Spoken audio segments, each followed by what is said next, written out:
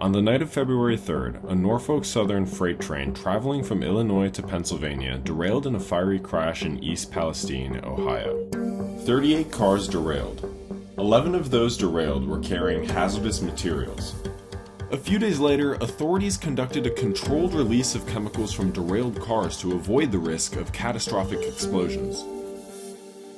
We're urging everyone in this area, actually ordering them to leave. Some residents are worried about returning home, wondering what the lasting impacts of the toxic train wreck could be. What do you use to clean your home for a chemical that you've never known existed? Do you even plant a garden? How concerned should we be?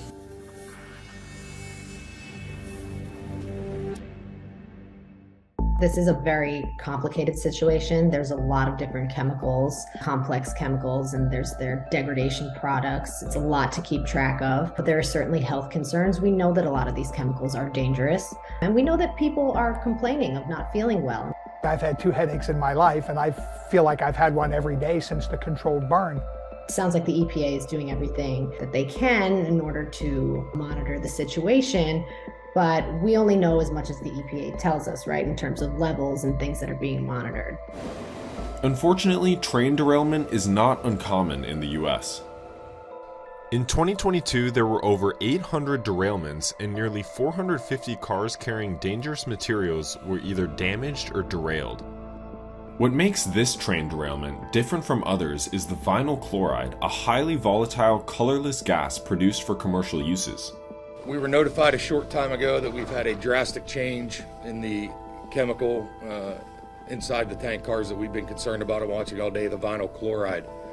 We do know that vinyl chloride was released. We know that this is an IARC-1 carcinogen, which means it's a known carcinogen to humans. It can cause side effects such as dizziness, eye irritation. It can cause damage to the bones and vessels in the hands, and not only just the vinyl chloride, but there are breakdown products of the burning of vinyl chloride. It is a little concerning, but also sometimes the alternative, letting these chemicals that can be very persistent in the environment seep into the soil, into the water. You have to make a judgment call in real time. It's not a great situation either way. As we head into this next phase, state and local authorities will continue the water sampling efforts, and EPA will continue indoor air screenings to residents within the evacuation zone. But let me also be crystal clear. Norfolk Southern will pay for cleaning up the mess that they created and the trauma that they inflicted on this community. We've made a lot of progress. There's more work to be done. We're coordinating with the EPA throughout the process. Air monitoring and water monitoring test results continue to come back. They all show that everything's clean. While the state and federal officials have assured residents that so far the water and air are testing safe, long-term consequences from the release of dangerous materials remain uncertain. Do you trust health officials telling you that your water is clean? This could last either a very long time or be done relatively soon. It really depends on how good of a job they did at burning off these chemicals. Air sampling is being done, water sampling is being done, but we also have to take into consideration people are still reporting symptoms, and just because levels that are being detected may not be immediately threatening to life and health, there could be lower levels that are still responsible for people's symptoms, and we have to take that seriously.